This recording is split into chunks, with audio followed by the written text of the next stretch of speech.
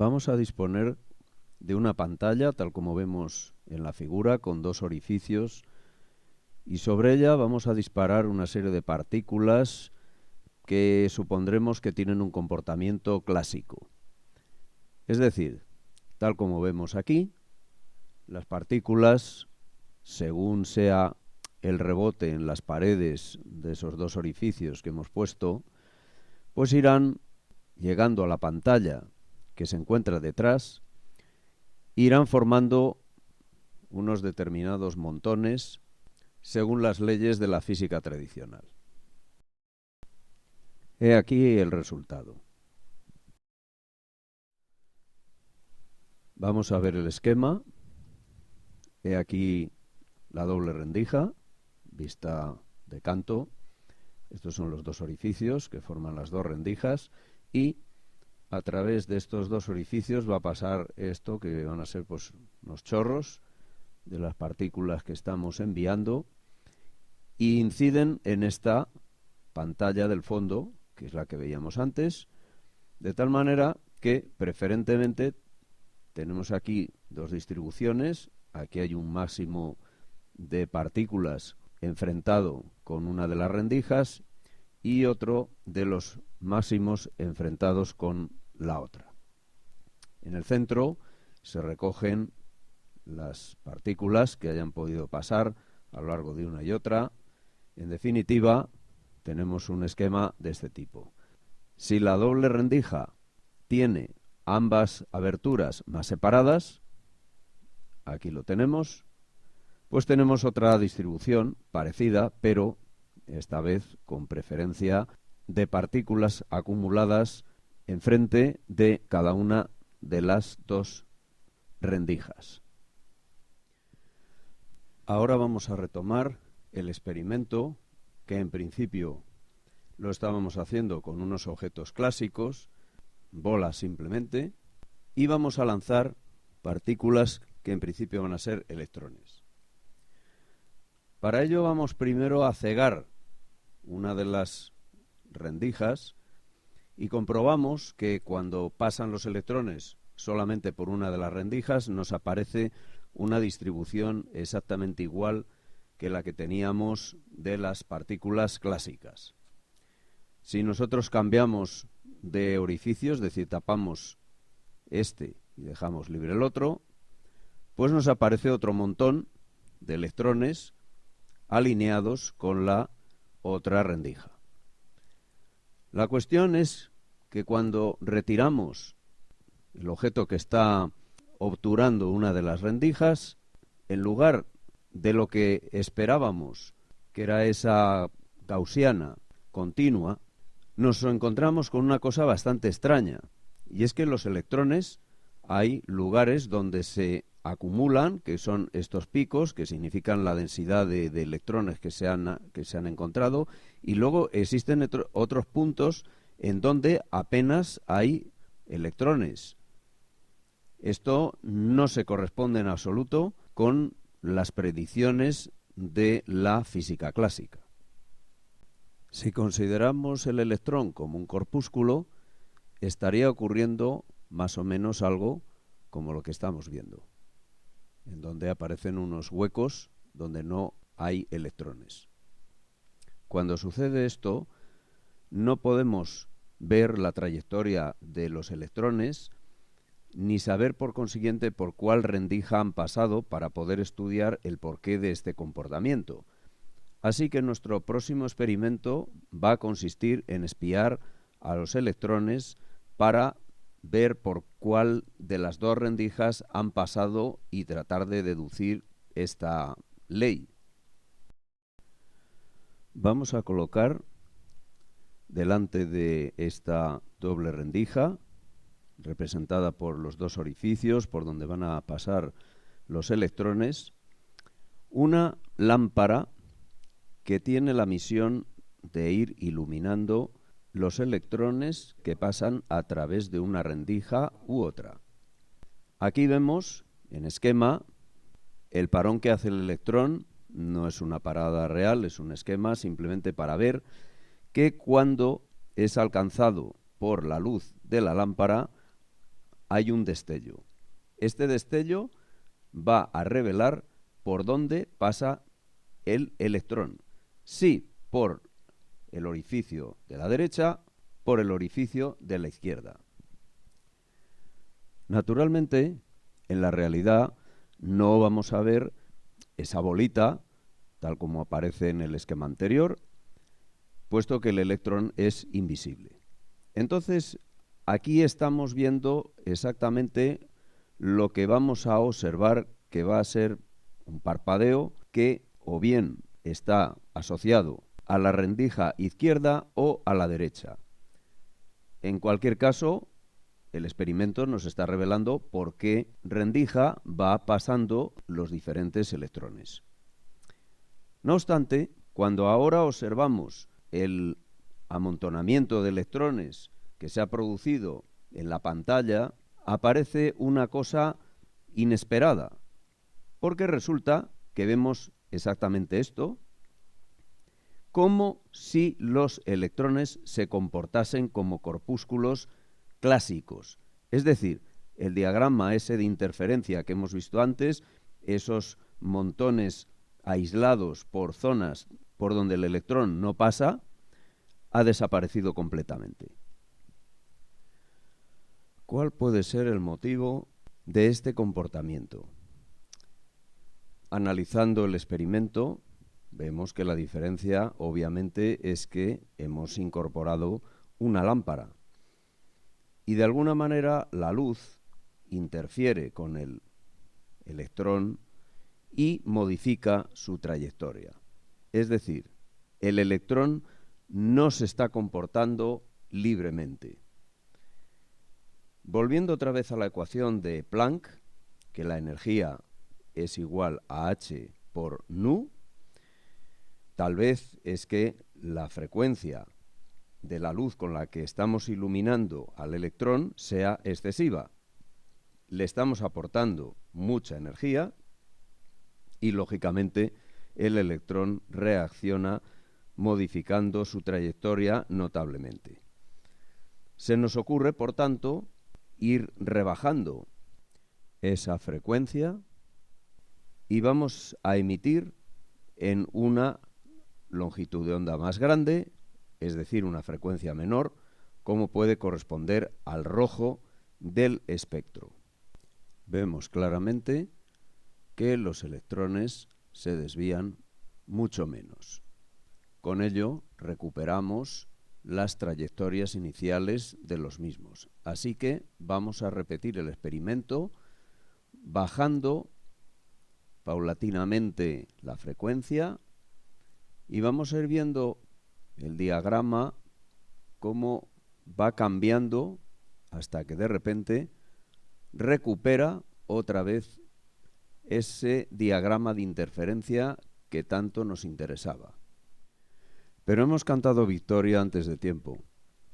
Si ahora nos fijamos en la lámpara para tratar de ver a través del destello por qué orificio ha pasado el electrón, nos encontramos con que la longitud de onda es del orden de la separación justamente entre las dos rendijas, entre esos dos orificios que vemos, y el resultado es un destello que tiene una forma de un manchón difuso que abarca prácticamente los dos orificios y entonces estamos otra vez en el punto de partida, es decir, no sabemos por dónde ha pasado el electrón. Es como si el electrón se partiera en dos y pasara por las dos rendijas al mismo tiempo, lo cual no resulta aceptable en la teoría corpuscular, que nos diría que el electrón es un cuerpo único. La explicación de esto se la debemos al físico Louis de Broglie, que postula que cada partícula elemental lleva asociada una onda de probabilidad, concepto muy extraño y difícil de entender para nosotros, pero ese fue el enunciado de Broglie, y esta onda es la que interfiere, haciendo que la probabilidad de encontrar al electrón en unos determinados puntos sea más grande que en otra. Y por ese motivo es por el que vemos ese diagrama de interferencia que hablábamos al principio.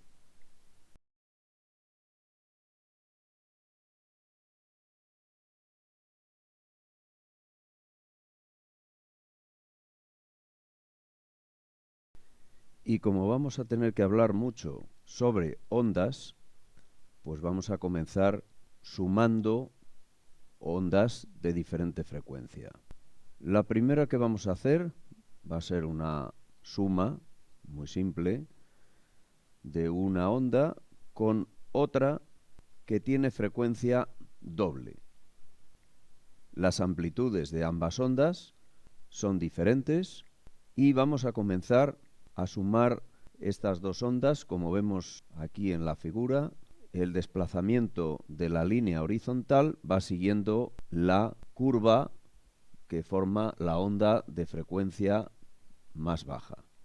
A continuación, vamos a colocar en este diagrama de abajo las dos amplitudes, la de la que tiene la frecuencia básica, vamos a llamar así, y la amplitud de la frecuencia doble.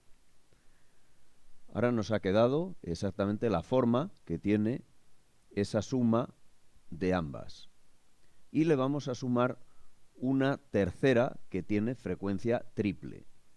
Ahora la línea horizontal se va desplazando según la curva que ya estaba previamente dibujada y nos queda el resultado.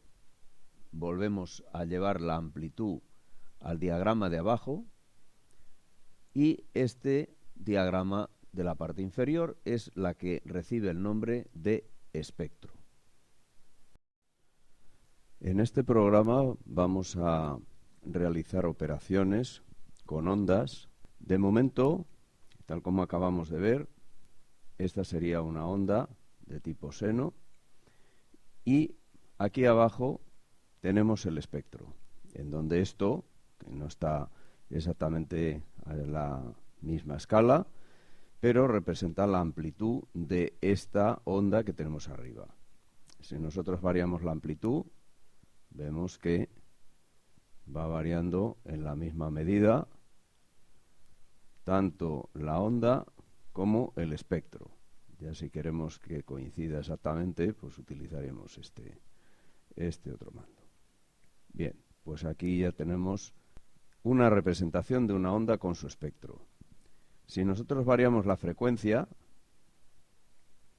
vemos que según aumenta la frecuencia, esta raya, que es el espectro, se va desplazando hacia la derecha, puesto que este eje es el eje de frecuencias y este es el eje de tiempos. También pueden ser distancias y aquí frecuencias espaciales.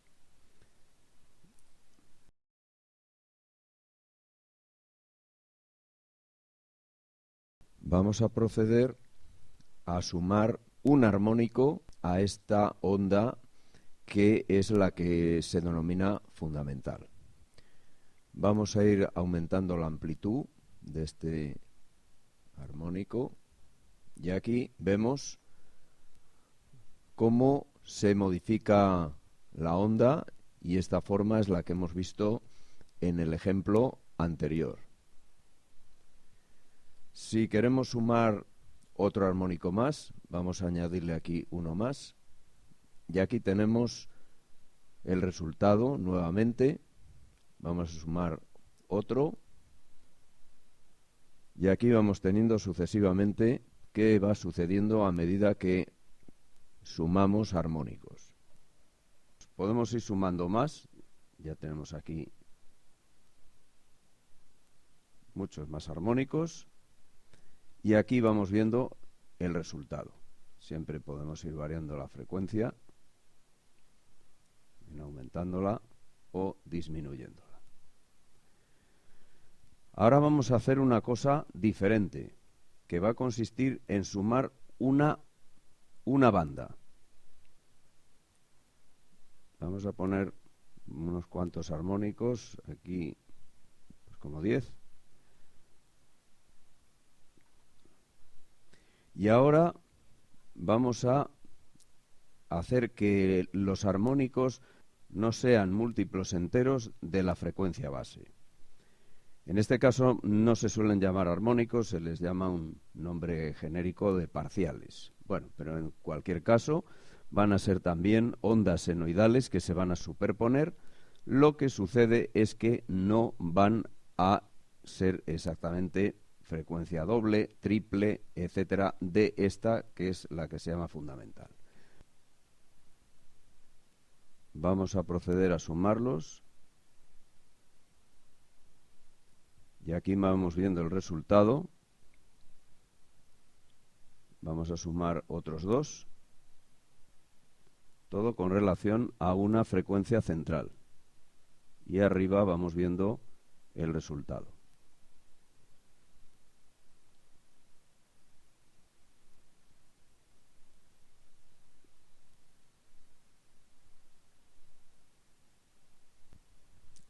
Bien, pues así es como nos queda confinada la onda después de haber sumado todo este paquete. La suma de infinitos armónicos recibe el nombre de serie de Fourier y se puede demostrar que cualquier función periódica se puede representar como la suma de esos infinitos armónicos. Vamos a ver a continuación si nosotros estos incrementos de frecuencia, cuando estamos tratando una banda como esta de aquí, si estos van tendiendo a cero, es decir, que el incremento de frecuencia se convierta en una cantidad diferencial, vamos a ir viendo qué va a pasar a la onda. En principio aquí tenemos una onda periódica y vamos a ver qué pasa si estrechamos el margen de la frecuencia de estos armónicos de la banda. Bien, aquí vemos que va echando fuera, aquí en este eje, y en el límite, cuando estos estén ya lo suficientemente apretados para que la diferencia entre una frecuencia y la siguiente sea una diferencial, vemos que ha echado fuera a sus compañeros, se ha quedado solamente esto. Esto es lo que se llama la transformada, paso a la transformada de Fourier, en donde los armónicos, o los parciales, no son múltiplos enteros del fundamental, sino que es una banda continua. Vamos a ver ahora otro efecto. Aquí tenemos una banda ancha y este color, como vemos aquí, están lo suficientemente apretados como para estar separados por una cantidad diferencial, y lo que vamos a ver es qué sucede a esta onda cuando su espectro se ensancha o se estrecha. Vamos a verlo. Cuando se estrecha vemos que la onda se amplía, se ensancha, y viceversa. Vamos a verlo otra vez.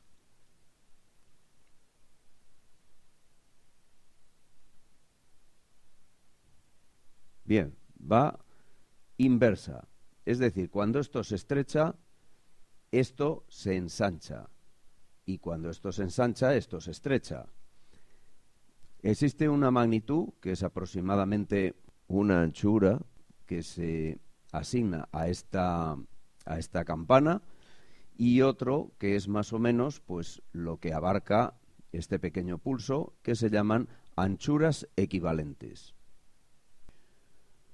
Las anchuras equivalentes son inversas. Cuando una aumenta, la otra disminuye, de tal manera que su producto se mantiene constante, como vamos a ver en unos momentos. Un ancho de banda grande equivale a un corpúsculo y un ancho de banda estrecho equivale a la versión de onda.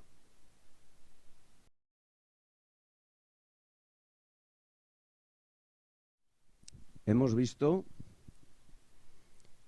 cómo se van formando paquetes de ondas, pero ahora vamos a hacer una salvedad en cuanto a qué magnitudes tenemos en el eje de abscisas. En las ordenadas está claro que en ambos casos, onda y espectro, tenemos las amplitudes. Aquí tenemos la amplitud y esta misma amplitud es la que conforma este espectro. Falta esta otra magnitud de aquí, para lo cual vamos a recordar la ecuación de una onda, la solución, que la tenemos aquí arriba. Las ondas tienen dos términos, uno en espacio y otro en tiempo. Por tanto, podemos considerar la onda como congelada en el espacio, en un punto fijo del espacio, y ver cómo oscila a lo largo del tiempo, en cuyo caso tendremos este término de aquí. Y otro también puede ser como hacer una foto de la onda en un instante determinado y ver qué forma tiene la onda dependiente del espacio en X. Así pues, este eje puede ser indistintamente tiempos o espacios. Si el eje de abscisas son tiempos, el eje de abscisas del espectro son frecuencias nu. Recordemos que aquí en la ecuación omega es 2pi por la frecuencia. En este caso también se suele llamar frecuencia temporal. Ahora bien, también se puede considerar distancias. Y entonces tenemos una onda que se propaga a lo largo de una determinada distancia, en cuyo caso tenemos aquí x, y entonces aquí tendremos que el k, igual que esto era 2pi por una frecuencia temporal, esto es 2pi por una frecuencia espacial. Como k es 2pi partido por lambda, se deduce que la frecuencia espacial es 1 partido por lambda. Así que estas son las dos opciones que tenemos para estudiar las ondas, o bien con espacio o bien con tiempo. Entonces vamos ahora ya a plantear aquí un paquete de ondas formado, como sabemos, por un espectro que es una banda, que esto ya lo hemos visto con el programa anterior, que íbamos sumando una serie de frecuencias para obtener una onda que es un paquete, es decir, que está confinado. Ya por aquí ya se va perdiendo, cada vez menos. Y vamos a aplicar un teorema de la teoría de Fourier. Hemos hablado de las anchuras equivalentes, que es más o menos pues donde coge el grueso de la energía. Quedan, no obstante, unas colas de las que hablaremos luego, y lo mismo con el espectro. Es decir, tenemos aquí esto que es la anchura equivalente, pero quedan también unas pequeñas colas de energía que, como digo, las trataremos después. En principio vamos a la teoría de Fourier, que nos dice que las anchuras equivalentes, que encierran la mayor cantidad de la energía, su producto es igual a 1. Es decir, la anchura del paquete multiplicado por el ancho de banda de frecuencias es igual a 1. Bien, vamos a trabajar un poco con esto, recordando que la energía es igual a h por nu. Esto es para cada frecuencia individual. Si nosotros consideramos ahora un paquete, es decir, un espectro que es ancho con una serie de frecuencias que forman una banda continua, pues entonces para la banda continua tenemos aquí una gama de energías, un incremento de energía, siendo esto pues donde delta D representa toda la banda de energías que estamos incorporando a la onda. Ahora lo que hacemos es sustituir arriba y nos queda que delta de T multiplicado por delta D es igual a H constante de Planck. Vamos con el espacio. Con el espacio ocurre lo mismo. Las frecuencias espaciales ahora son alfa, que como hemos visto antes es 1 partido por la longitud de onda. Y ahora vamos con la cantidad de movimiento, que es h barra multiplicado por el número de onda k, que sabemos que lo podemos poner como 2pi partido por lambda. H barra es a h partido por 2pi, con lo cual 2pi se me va con 2pi, y me queda h multiplicado por 1 partido por lambda, que es alfa. Así que para el ancho de banda que estamos considerando, también hay un ancho de banda de cantidades de movimiento correspondientes al ancho de banda de frecuencias espaciales alfa. Y ahora el delta de alfa sustituimos por incremento de p y nos queda delta de x por delta de p es igual a h. Recapitulando, obtenemos estas dos ecuaciones que se conocen, cualquiera de ellas son equivalentes, al principio de indeterminación de Heisenberg, que nos dice que la probabilidad de encontrar la partícula dentro del paquete, cuanto más ancho es el paquete, pues más indeterminada está la posición de la partícula, porque el paquete se va extendiendo, con lo cual no podemos definir bien dónde está la partícula. Y delta de p es su cantidad de movimiento. Entonces, como el producto de ambas es igual a una constante, significa que cuando una se hace muy pequeña, es decir, cuando determinamos p con mucha precisión, el delta de p lo vamos haciendo pequeño, significa que vamos conociendo cada vez mejor su cantidad de movimiento. Pero entonces, en contraposición, delta de x se hace más grande, con lo cual la indeterminación de la posición de la partícula es más grande, y viceversa. Bien, de las colas que habíamos hablado antes, como esto lo estamos haciendo con anchuras equivalentes, no estamos incluyendo el 100% de energía de la onda. Teóricamente, delta de x podría ser infinito. Lo que pasa es que, como tampoco vamos a poner ese caso extremo, se suele representar como una desigualdad en donde delta de x por delta de p o delta de t por delta d es mayor que la cantidad h, en donde aquí ya consideramos que no son anchuras equivalentes, sino un ancho de banda pues más de acorde con la realidad, en donde tenemos en cuenta también que existen esas colas.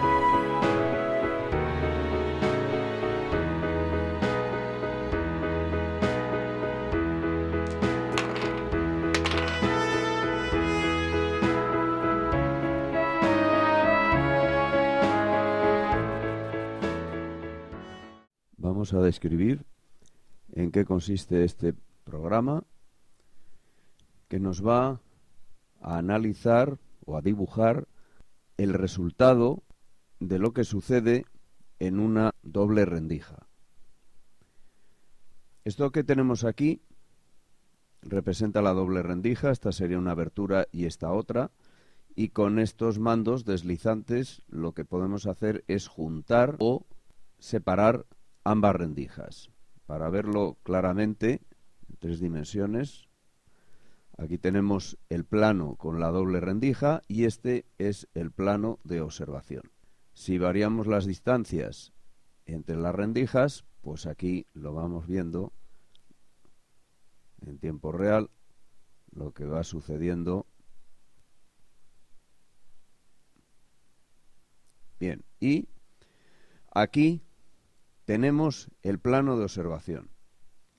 Esto que tenemos aquí arriba es la amplitud de la onda asociada y aquí es el módulo, es decir, esta es la probabilidad y donde tenemos las franjas claras, ahí es donde tenemos el recuento de partículas que están llegando al plano de observación, que es este de aquí atrás. Concretamente lo de abajo sería lo que nosotros observaríamos en este plano de aquí atrás. En esta otra parte de aquí tenemos la onda tal como va a ir atravesando las rendijas.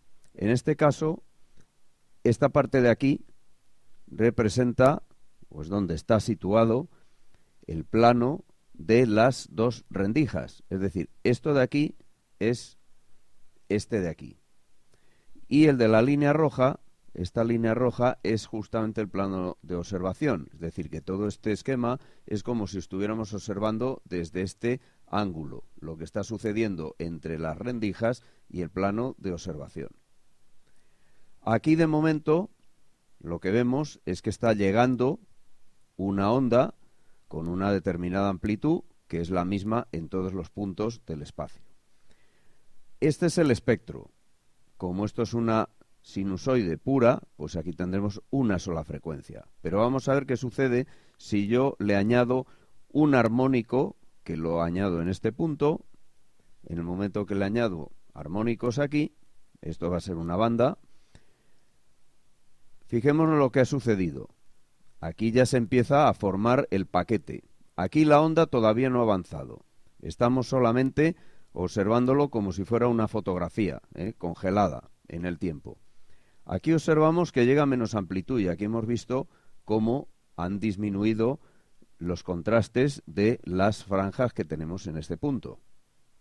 Si nosotros vamos añadiendo más armónicos, pues ahora tenemos que llega poco aquí al plano de observación, por eso se ha lavado todo esto, se han lavado todos estos colores que tenemos ahí, porque está llegando una señal débil.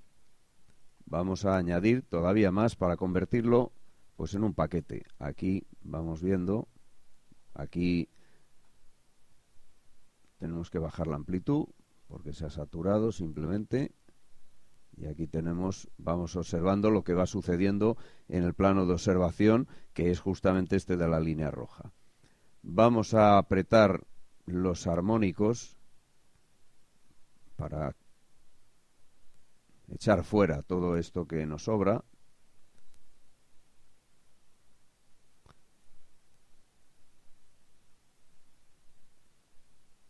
Con esto también variamos la varianza, porque lo que queremos es convertirlo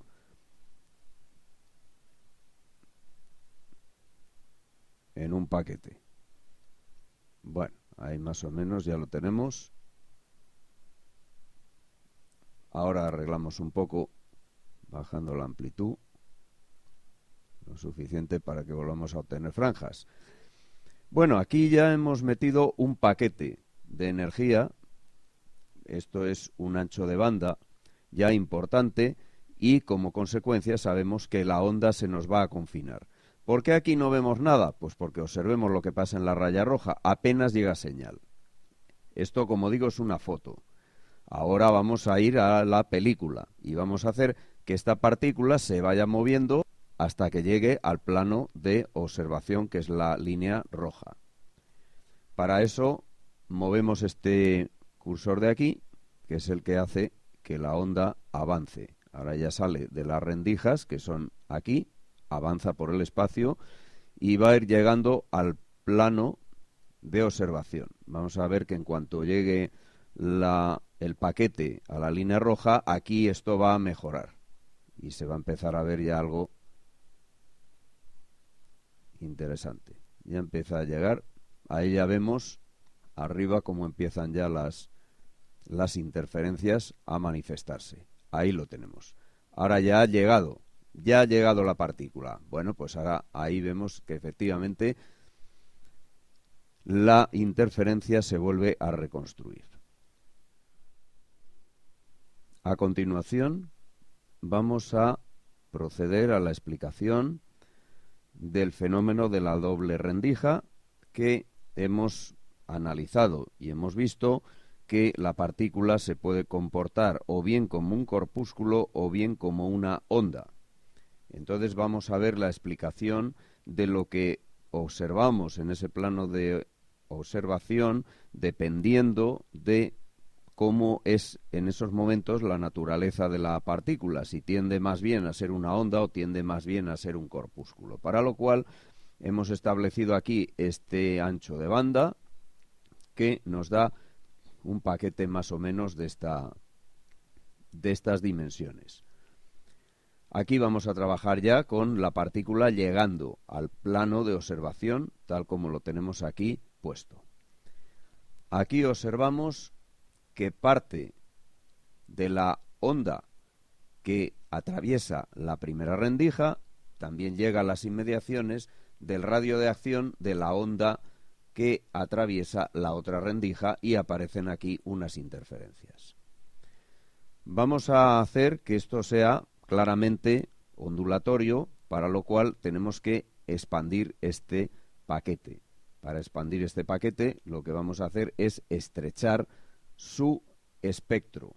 Entonces vamos a estrechar, ahí lo vemos que se va expandiendo cada vez más, subimos un poco la amplitud y aquí tenemos una interferencia muy clara, típica de un fenómeno ondulatorio. Cuanto más vamos expandiendo la onda, pues más claro va siendo este efecto. Ahí lo tenemos, una onda expandida. La parte ondulatoria que circula por esta rendija interfiere con la que viene de este otro lado. También podemos exagerar cerrando la rendija y ahí tenemos lo que va sucediendo.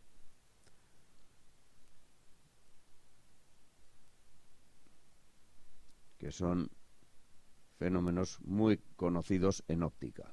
Bueno, pues ahora vamos a proceder al revés, a convertir la onda en corpúsculo. ¿Cómo? Pues abriendo su banda.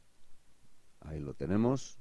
Por supuesto, vamos a ir adecuando un poquito la amplitud a las circunstancias. Vamos a seguir abriendo y cada vez se va confinando más y más. Ahora tenemos ya aquí una onda que está bastante confinada. Como vemos, su interferencia ya es muy escasa y si conseguimos aquí, bueno, aquí ya es que nos vamos quedando sin armónicos, por eso se corta, no por otra cosa, pues ya tenemos 90, pues bueno. Aquí vamos viendo cómo se va comportando una vez más como si fuera un corpúsculo. Aquí,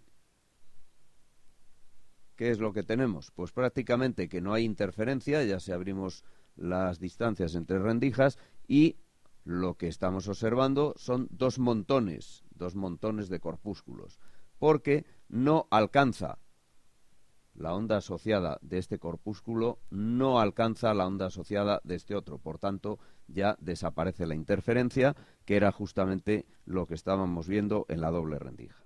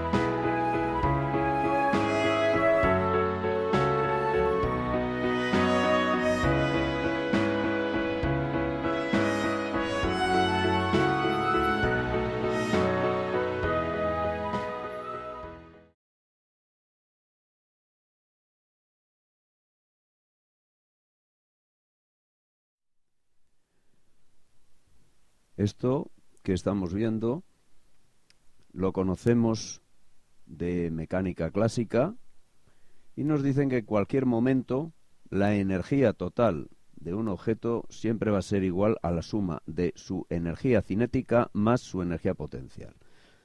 Si estamos centrados en la parte de arriba, tendremos que la energía cinética es cero y toda su energía será igual a la potencial. Justamente el caso opuesto a que el objeto esté en esta parte de abajo, en la cual desaparece toda su energía potencial y la energía total será igual a la energía cinética. En un punto intermedio está claro que la energía será igual a su energía cinética más la potencial referida a este punto. Ahora vamos a hacer unas pequeñas transformaciones que son mecánica clásica para transformar esta energía de aquí arriba. Luego veremos por qué. Bien, esto se puede separar el v cuadrado en v por v para que m por v sea la cantidad de movimiento. Así que aquí tenemos que la energía cinética también será igual a un medio de P por V. O bien multiplicando y dividiendo por la masa, obtenemos un nuevo término mv aquí, que se va a transformar en P, que multiplicado por P es igual a P al cuadrado. Y esta ecuación la sustituimos arriba y nos queda también la ecuación de la conservación de la energía, pero de una manera totalmente clásica.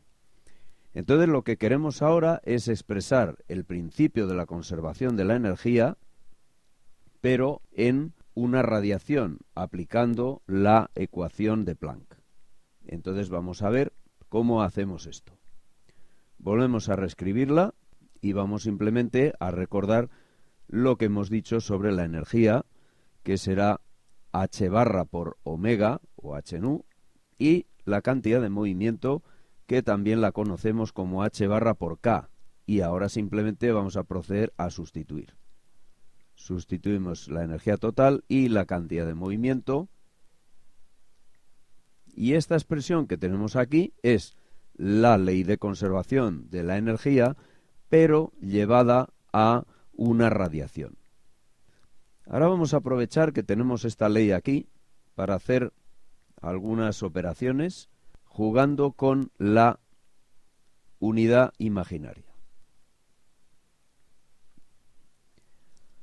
I al cuadrado es menos 1 y menos i al cuadrado es 1, con lo cual si multiplico por menos i al cuadrado, pues es como no hacer nada, porque es 1. Entonces vamos a ver qué finalidad tiene hacer esto. Vamos a hacer una serie de cambios. La i al cuadrado, esta la vamos a introducir aquí dentro. Y aquí también vamos a colocar un menos i, que lo vamos a asociar con omega. Y aquí tenemos lo mismo, pero con esos cambios que hemos dicho. Ahora la h simplemente la sacamos fuera. Estos son operaciones aritméticas muy sencillas, pero que la finalidad que tiene es conseguir poner aquí ik y menos i omega. ¿Por qué? Bueno, pues ahora lo vamos a ver. De momento vamos a pasarlo todo al primer miembro y vamos a recordar esto, los dos operadores. Esto es de la primera lección. Dos ejemplos que habíamos visto, el operador que habíamos llamado T mayúscula, que era simplemente derivada con respecto al tiempo, y cuyo valor propio es menos i omega. Luego tenemos el otro operador, que era derivada con respecto de x, cuyo valor propio es i por k. Así que aquí justamente podemos convertir este polinomio en un polinomio simbólico, que luego vamos a utilizar. Así que vamos a recordar este polinomio simbólico, que es un operador y que de alguna manera nos está expresando también la ley de la conservación de la energía.